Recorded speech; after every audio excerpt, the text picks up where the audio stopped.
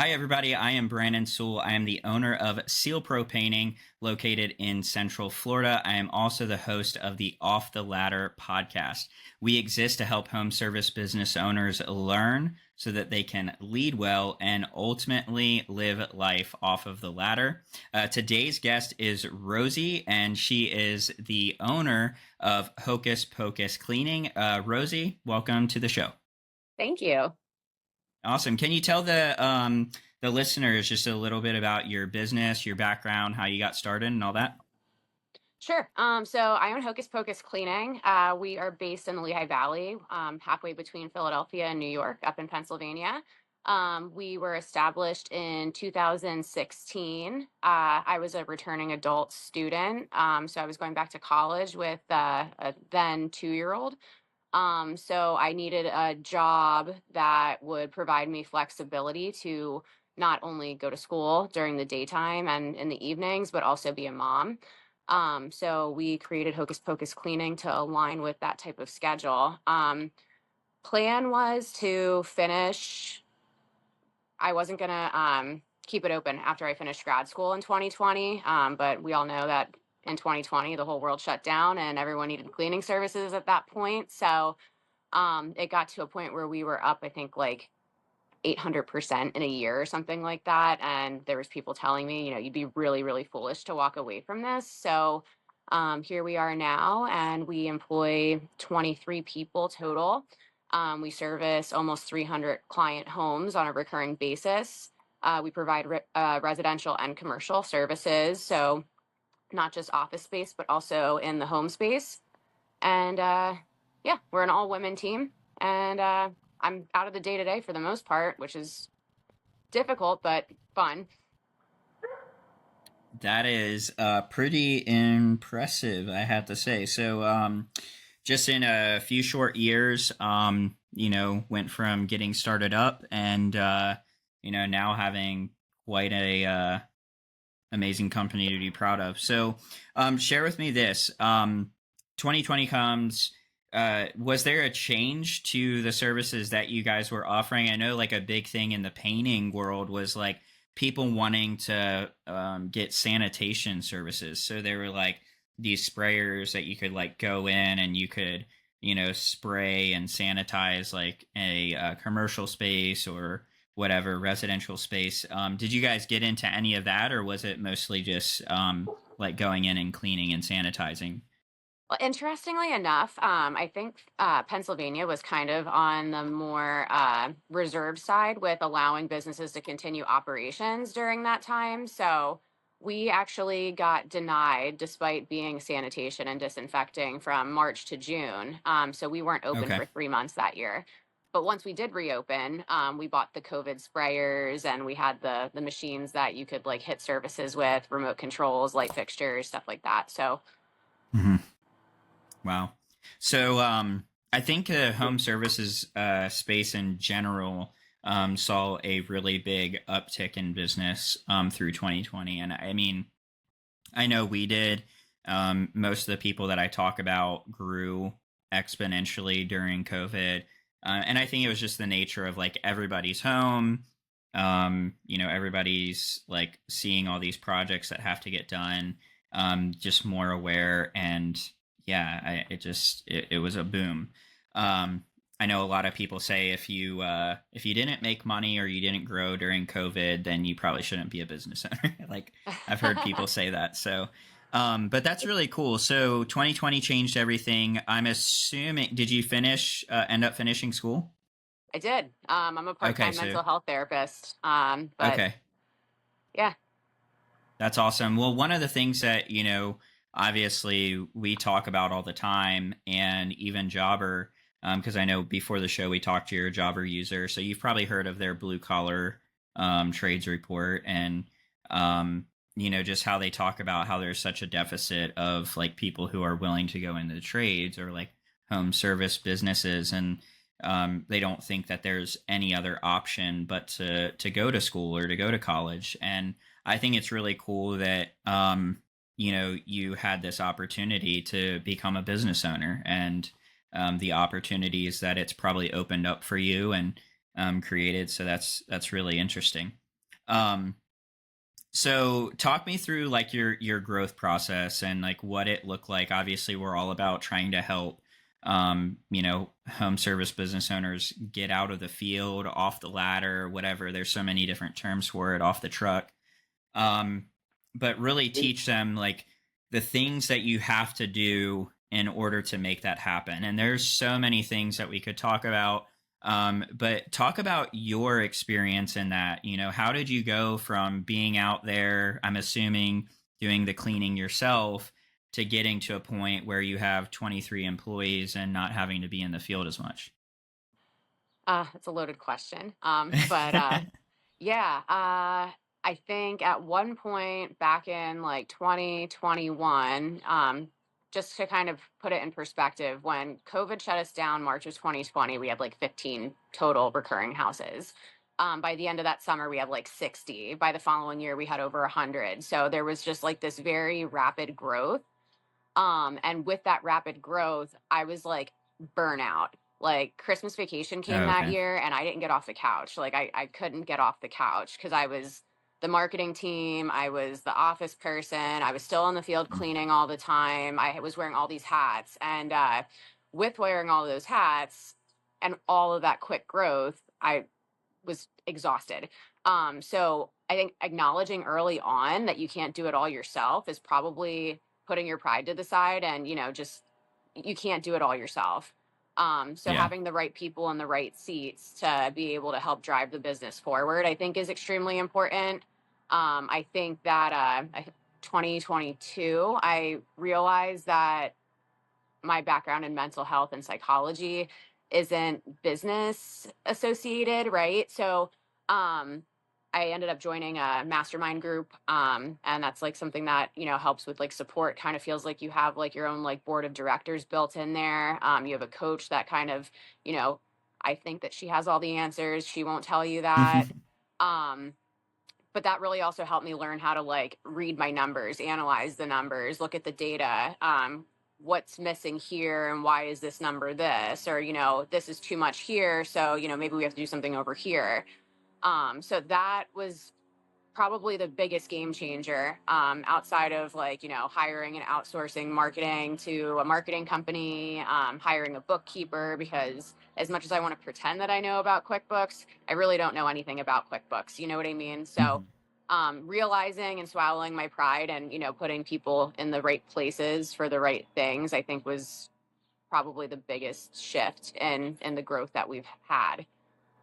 Yeah, and I think every business owner is like there's like an emotional connection to your business, right? And like what you're building. And obviously there's like that same connection with your customers and the level of service that you offer, and you have this expectation and standard, right, of like what you're going to put out there in the world. And so to let go of that control and place it in somebody else's hands who obviously doesn't have the same um investment in invested interest into your business is challenging, right? Because you're really having to risk a lot to say like, okay, I'm going to hire employees and entrust them with my business and my reputation, and at the end of the day, like, your name is on that, right? Right. So I think a lot of people face that challenge of being able to just let go and say, like, you know what, I can't do this. I can't control everything. And if I do, I'm going to limit myself and, ultimately be like, probably perpetually exhausted. So it's, I think coming to that place that you did is like a huge, pivot point where like most of the people who are listening to this who aren't there yet are probably wrestling with that. And I like to think that it's more of a mental game than it is like anything else, right? It's like just getting over that mental hurdle of like, okay, this is actually possible. Because I think we tell ourselves lies like, I'm the only one who can do it. If I don't do it, it's not going to get done right. I can't find good people. And I think those are like all of the lies that we tell ourselves. But the reality is like we can delegate to other people. We can find great people. People can be trusted. They can do a good job. We just have to get past those like barriers in our mind. Would you agree with that? I would definitely agree with that. I think that at one point when I was considering, when you guys call it off the ladder, we call it mop free over in the cleaning world. And Hmm. the whole concept of being mop free, I'm like, oh my God, the clients are going to cancel if I'm not cleaning. No one can clean their house the way that I clean it. And then, it's all of these prefixed ideas where it's like really like cleaning is definitely a skilled trade, but I'm not the end all be all at the end of the day. And if the girls are trained properly to go handle the houses, they'll be all right. My dog's also making a guest appearance here. um, Yeah, that's no worries. I'm yeah. sure our guests will enjoy that. Yep. So, I think that ultimately, I think what's really cool too is like you have this mental health background, right? Do you think that that helps you as a business owner on like um, overcoming some of like I don't know if you would say like I don't know if there's like a specific term for it, but like self like doing that self reflection and then like maybe even being able to like realize like okay I'm responding in this way because of like this like I don't know if I'm making sense, but Like you analyze yourself and you have that yeah, like reflection, that the ability I'm to. like yeah, like being help it helps you. I would assume like it would probably help you to be more self-aware, right, of like the mental hurdles that are involved in business. Like if something like if you notice like a pattern of thinking like coming up, you can probably, and I'm making a lot of assumptions here, but I would assume you would be able to like kind of self-diagnose and say like okay, that's not reality, this is like whatever causing me to like think this way. I know for me, a big hurdle that I had to overcome was like in my business, um, like almost creating scenarios that weren't true and allowing those to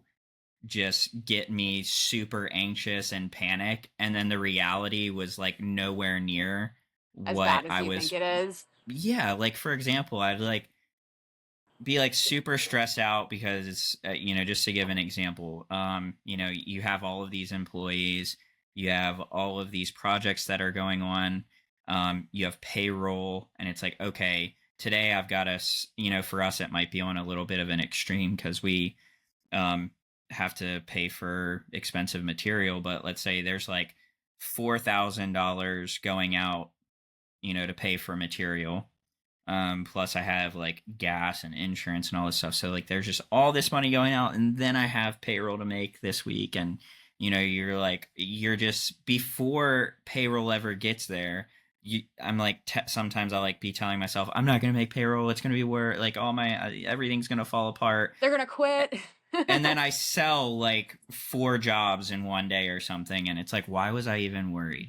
Like what so anyway, I'm just curious like if you feel like that, if your um experience or should I say like your area of study does that help you have like a mental edge, do you think? I think so. Because, I, like I said, planned on, stopping this to go be a full-time therapist. And like now I kind of like look at my education as like I didn't see myself using it for this purpose, but it seems like it helps a lot. Not just so much with like myself and looking inward and saying like, there's like the irrational side of thought versus the rational side. And if there's an issue arising or something, or there's a problem among a client's house or something like that, we tend to get stuck in that like all or nothing thinking where it's like, oh, this person's canceling, and you know what? The business is going to fail by the end of the year, and everyone's going to quit, and I'm just going to be over here wondering what happened and blah blah blah. And like, it's like, how many times have we gone through that thought process as the owner, only to realize that like it's never as bad as we think it is, right? And Yeah. then on the flip side of that, it's like I've actually trained myself after, the past few years of like, okay, we've been through worse, or we've been through something similar. It always ends up working itself out. It's always figure outable. So, um, I'm thankful for I guess that comes with experience. Like, okay, we've seen this Hmm. before. It's not as bad as you think it is. It could be worse. It could be this. So Yeah. but I think also with the mental health background, being very aware of burnout among the team, my operations manager, my office manager, being ahead of it before it actually happens. We also take like a lot of pride in like giving our employees like a really solid work-life balance where like they're not overworking themselves and missing out on like, their kids' soccer games or dance recitals or Hmm. whatever's involved. Just Yeah. because I don't want to be that boss. It's like, no, you can't go to your kid's recital. No. Yeah, yeah. So let's dive into that because I find that even though I don't have like a mental health background per se, as a business owner, I have found myself being able to just kind of evaluate like a bigger picture of life and like what's important and what's not important. I've also have a work background or a history where I worked for somebody where I felt like I didn't, like my family didn't matter, like um, at the end of the day, it was like, this is what has to get done, even if it's at the expense of everything else. And I can say for myself, when I started my own business, I was 100% convinced and on board that I was not going to be that. So, but the challenge is so now I have these employees and I have these customers and work has to get done. And then you have these customers who have like these crazy expectations, but you're trying to create the standard for your employees that, you know, you care about them, right? That you understand, like I understand 100% that my employees families, like their health matters more than my business, right? Right. And so I always try to tell them, like, I want them to know, like, take care of yourself, like, if you need to be there for a family member, be there for a family member. If you're struggling, like, talk to me about it. Don't just like feel like you have to suffer at the expense of, getting a Work. job done or something. Exactly. But obviously, like, that's challenging because there's sacrifices that happen, right? So like maybe a job was supposed to get done and now the profit's not going to be as good because, like, for me that's important. Like I would put my employee before my The profits, job. right? Right. And it's challenging, right? Because not everybody has that perspective. Like I have some other employees who, maybe they don't share that same perspective. Um, but even though they would expect it for themselves, right? It's like, well, if it was me, like, yeah, I would love that, but like, you're treating this person, a certain way, and because they're going through this right now. I feel like people are different, right? Everybody's different. I just don't feel like it's fair to put this like blanket expectation on everybody to like just brush over their mental health or like, at the expense of, you know their own well-being. So I don't know, like, what's your perspective? Like, do you have to find a balance, and how do you find that balance between like having a standard and having an expectation, versus like realizing like people matter and their like mental health matters? Like, I'm just curious to hear, how do you manage that? I mean, I think that, having SOPs and like policies and stuff in place are definitely helpful because it gives you kind of this blueprint to work off of. Mm-hmm. There's always a gray area, depending on what the circumstances are. But for us at least, like we've noticed that like, if it's becoming like a recurring pattern of behavior, maybe not so much like mental health related wise, but I'm talking more like policy of, being there for your family members. Like, how many times is your grandmother going to die in a year? You know what I mean? Like that kind of thing. Sure, Um, sure. so it's like once you start seeing that pattern, then yeah, probably it's time to part ways. But I mean, within reason, we offer bereavement pay for something like that. Or like if someone's, struggling mentally and they feel like they're burning out, it's like, okay, like do you want us to remove one extra day a week? Like, do you not want to work 5 days a week? Like, trying to meet them where they're at. And I think that empathy is like a huge part of being a business owner. And I think that that kind of sets us apart from the owners that, don't take into account what their employees are going through. I always tell the girls this too. Like, I always try to be the boss that like I didn't have growing up. Because how many times do you work like, I don't, just for an example, like a restaurant, like they don't care. It could be three Mm-hmm. feet of snow on the ground. Your grandmother could be in the hospital. You could have the flu, and they'll be like, "All right, so we'll see you at what time? 4, 5." You know what I mean? Right. So yeah, we just try to be reasonable with, even tardiness. Yeah. Yeah, and that's the place where I always try to be at. And I think my kindness kind of can get the best of me sometimes. But at the end of the day, I just think it's like you said, trying to be that boss that I never had, um, and is important to me. I will admittedly say, like, I struggle with that balance of like holding a standard of like, hey, this is what's expected. But I like how you put it. It's almost like you can have empathy and have a standard, but you also don't just like let them off the hook of having some accountability. So you use the example of saying like, okay, maybe you feel overwhelmed and maybe mentally exhausted and burnout. Well, you can work 4 days, um, instead of five, but don't expect to get paid for that fifth day, Right, right. or don't expect me to like give you a raise, right? So like it's like I'll let you stay on the team. I'll be flexible on your work hours, but don't come back to me and be like, "Hey, I want leniency, but I also want $5 more an hour." Just Right, right, right, to right. make up for that. So, anyway, I could go down a rabbit trail with that. Mental health is really important to me. I find that we talk about it a lot on here. So I like to hear your perspective, especially since you have that professional background in it.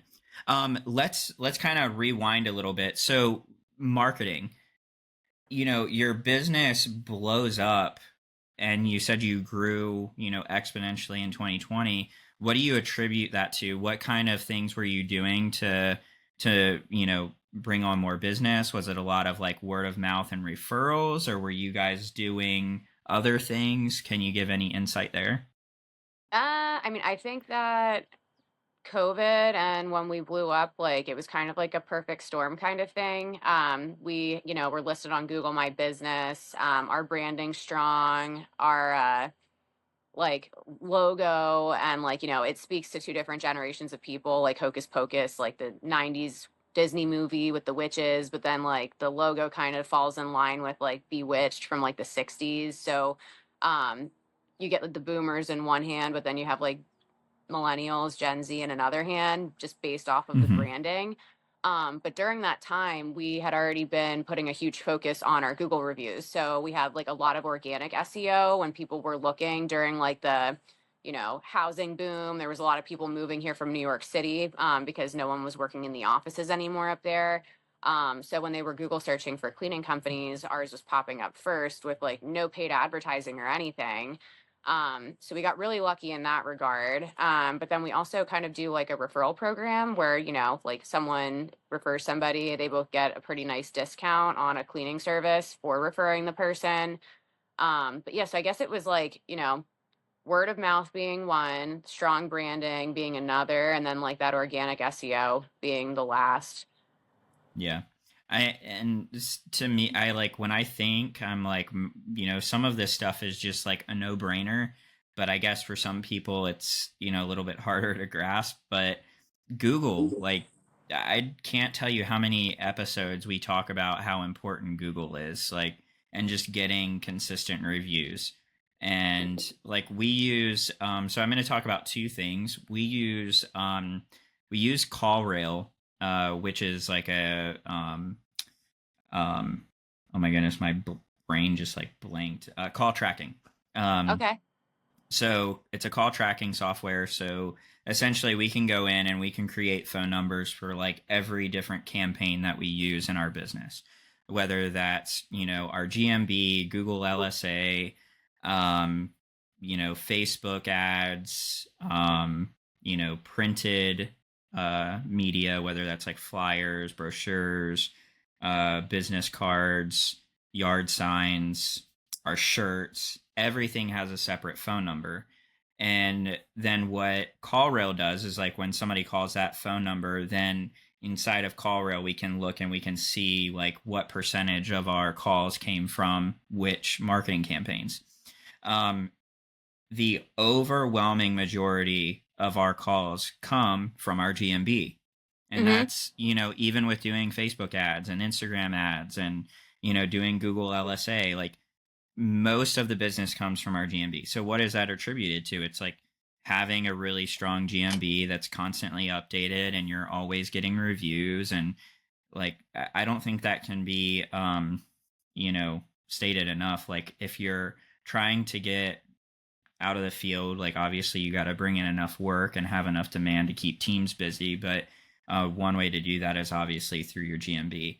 Now, we talked about this before the show, I believe, but you guys have a process for getting reviews, correct? We do.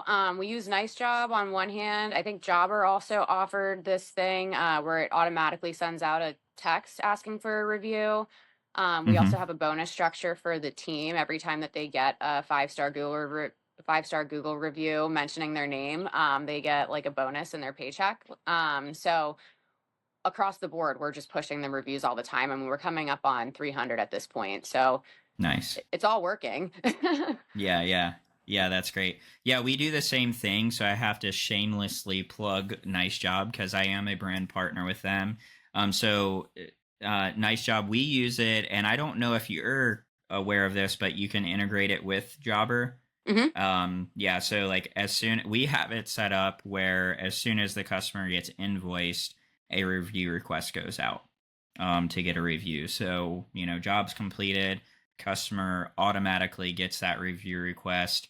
And our reviews, once we started using Nice Job, our the amount of reviews we were getting just skyrocketed. If you're a home service business owner listening to this and you're struggling to get reviews, I think there's two keys. Like one, you need to have a system and process for it, and then you need to be consistent. So what's nice about Nice Job is that it does both of those. There's a system you put in place and it's consistent. So you're always going to be asking, right? It does it for you. It's automated. And so all of our team members know to like mention that to our clients. And yeah, we've gotten so many more reviews after using Nice Job. Yeah, I'm a huge fan. And like automations, like it's just like, okay, you could set it up and you could, I don't want to say forget about it, but like it's just one less thing that we have to stress out about as the owner, right? Yeah. And I think as you grow, it's hard to stay consistent with the things that matter so much and make such an impact on your business. So, the old way that we used to send out a request for a review is in my phone, in my notes. This is way before Nice Job. In my notes in my phone, I had a like little script.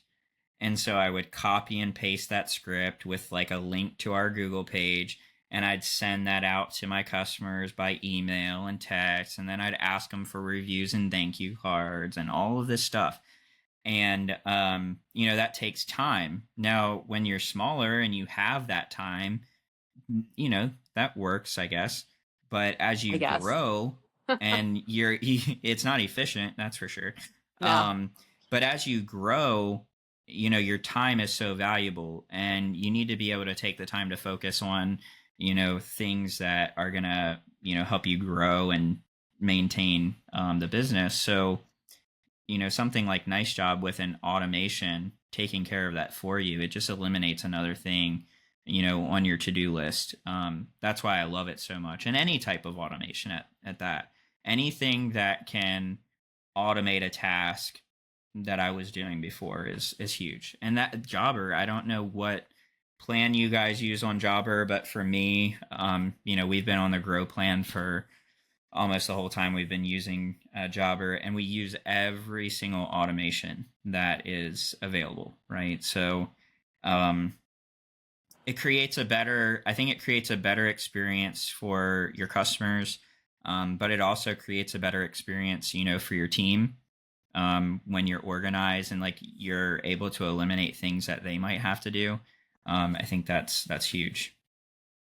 No, our team loves Jobber. I think I said this before we started recording. We had been through a few scheduling softwares, but with Jobber, it's just the amount of things that it does, the note system, like all of it. It's perfect. If it's not broke, don't fix it. Like I think we're also on the Grow plan. That's the one that allows up to like 30 people, right? Yeah, it's just the highest tier. Yeah, like I don't even think that we even started with like a lower tier. We just went right into it because there's the route optimization and, the GPS tracking and all of that stuff. So, Yeah. And, I think a common question that people have or like say is, how am I going to afford it? It's like, to me, it's like you can't. Well, I think if you don't use it to, the fullness of its potential, then it might be a dumb purchase. But if you're going to get on there and you're going to utilize everything that it has to offer, it's like you can't really afford not to use it, right? Because it's going to give you so much of your time back. And not only that, it helps you to grow. It really does.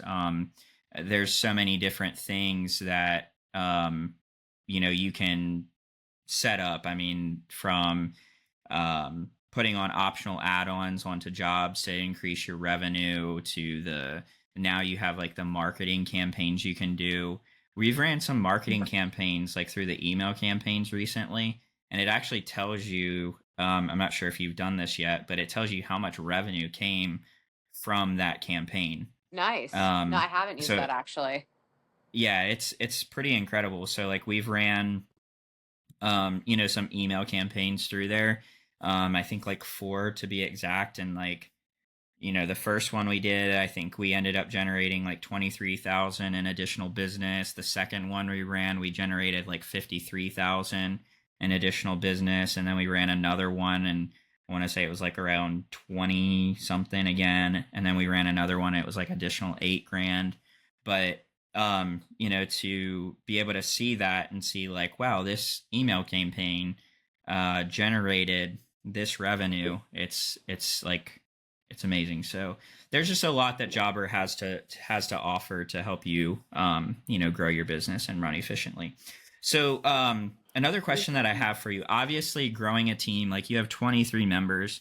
That's pretty awesome, but at the same time, I know that having employees is very challenging. So could you, for the listener who is maybe like working in the field right now, maybe they have like a couple employees who they're working with, out in the field, and they're wanting to get to this place where they get off the, you said off the mop, we say off the ladder, or off the bucket. Um, can you just walk through, for somebody who is wanting to take that journey, what are some of the challenges that you faced? Can you talk about the reality of like, hey, this is where we started and we grew over time? Because I think we try to like jump to like the end, like we want to just arrive at like, I'm the best person at hiring and onboarding, and the truth is you're probably going to suck at it in the beginning. So can you just talk about that journey, like how you went from starting out to where you are now? Yeah, initially because I was a full-time college student when we opened, I would bring like friends with me and just pay them cash to come help. Eventually we put those friends on payroll, but hiring friends doesn't really go over well. You're Um, right. we're not friends anymore. There's a few of them, because there's me as the owner, but then there's me as a person, and they're two different people. So then it went through this process of having a really crappy Indeed posting, that had nothing to do with the business. It was just like, hey, do you have cleaning experience? Do you like cleaning? Click here. And then like that also turned into we didn't have interview questions that aligned with like our mission and values. So Mm. that was another aspect and another hurdle to jump through, because like there would be people that would go through like one interview and it'd be like, all right, cool, you start tomorrow, and then they wouldn't show up again on day two. Yeah. And I mean, training and all of that onboarding stuff, like it ends up really costing a lot of money for the like the company, just because like you're going through like all of this crap and you're picking the wrong people because you don't have the right questions in place during the interview. There's just so many things that go into it. And even still with that, it's like if you don't have the proper training in place, the person's not going to last either, because if they're not trained properly, you're setting them up for failure essentially, and it always starts and ends with us. So I think the first thing that I would probably advise anybody to do is to have like documented systems and policies in place, whether that's, the hiring onboarding process or the training process, or like, what's your mission statement? What does that look like? What questions can you ask during your interview process to ensure that the person is responding to the questions the way that you would hope that they would respond to them? Because it would be really easy to figure out if someone's not a good fit based off of, if they don't align with your mission. Yeah, yeah.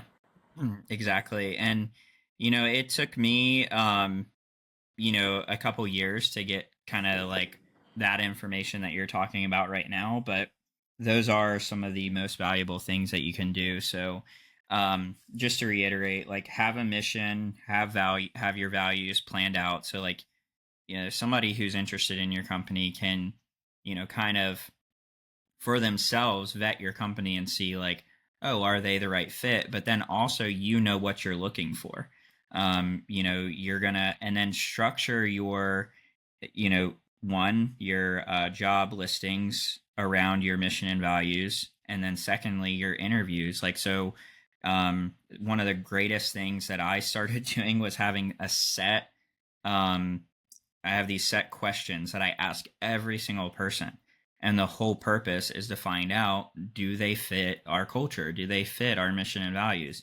Do they have the right character to be a part of our team?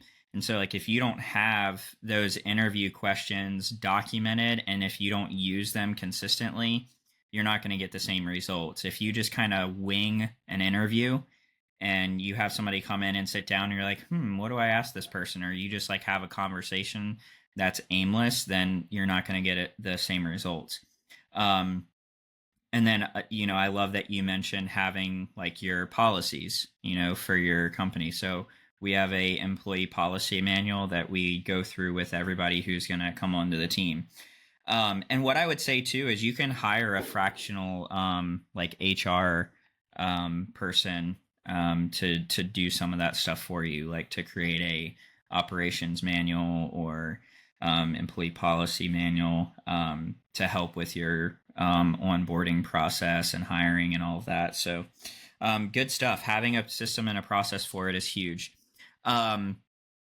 So what do you think is the biggest challenge that you face then and even now in growing and scaling your business? And what are some of your goals, moving forward? What do you want to try to accomplish in, let's say, like the next 3 to 5 years? Well, the next 3 to 5 years, I'm hoping to expand. So outside of the service area that we are currently in, potentially adding services that set us apart from other cleaning services, but still help around the house. I mean, at this point, with how the economy is and everything, everyone's working, they're working a lot, they're still struggling to keep up with everything. So whatever we can do to take like, some of the load off, that would be great. I don't remember what the first part of that question was, but Just yeah, like what are some of the challenges that you're facing? challenges.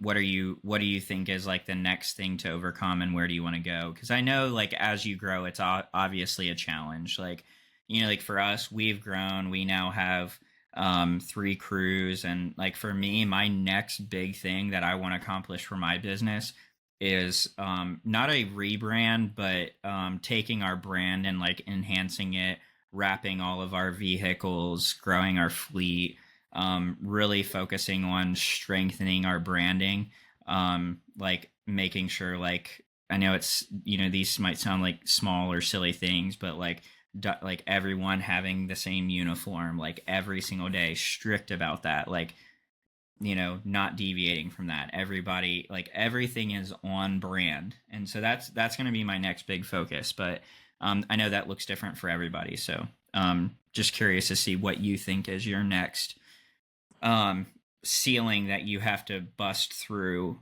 for your next level of growth, if that makes sense. Sure. Well, we are working on a rebrand right now just because it's like eight Okay. years and we want like a refresh and all that stuff. And we want to make it, permeable to, if we were to open up other services, like kind of running cohesion with like the new branding. We just onboarded with a new marketing team that specializes in like all of the, miscellaneous tasks that I don't feel like dealing with, like blog writing and email campaigns and all of that stuff. Um, I'm not bad at it, but in terms of time, again, like I think time is the only thing that we're limited on. So if I can outsource another thing, please have at it. But I think also with, anytime that you onboard with something or outsource something else, there's that like, challenge of, is it going to work? I think advertising, we need to increase. We need to, stand out a little bit more so on social media. So trying to get that message across to the, the new marketing company. Our brand's pretty edgy, and not everyone likes edgy. So, but I don't like. I mean, I'm more riskier than I am not. So it's like, no, let's try to. I want something that's going to stand out. And Yeah. trying to encapsulate that on social media or LinkedIn or whatever. It's going to take some time. Yeah. Well, that's good. Well, I'm sure you'll do everything that you're talking about. It's it takes time, but as an entrepreneur, we just stay after it and have those goals and tackle them day by day. When talking about branding, I don't know if you've ever heard of Dan Antonelli, but I Hmm. would definitely like. Okay, you know who he is. I've heard of him. I don't know him Yeah, he does. though. He wrote a book called Branded, Not Blanded, and it's a really powerful book on branding. So that's really been like one of the big motivators for me to like take my brand to the next level. But anyway, we have just a couple of minutes here. I'm going to be respectful of your time. If there was something that you of value that you could leave with the audience, I just want to kind of like open up these last couple of minutes for you to maybe share something from the heart that you feel could really help those business owners get off the ladder. Something of value that could maybe something that you're really passionate about in business that could add value to them. Just any last thoughts you'd like to share? Sure. I mean, I think for all of us, I don't know if you have kids or not, but I think that, growing a business, scaling a business, it's a lot like, raising a child, right? So, like you nurture it. It's, just like a house plant. You need to make sure it has enough water, enough sunlight, like everything in your head.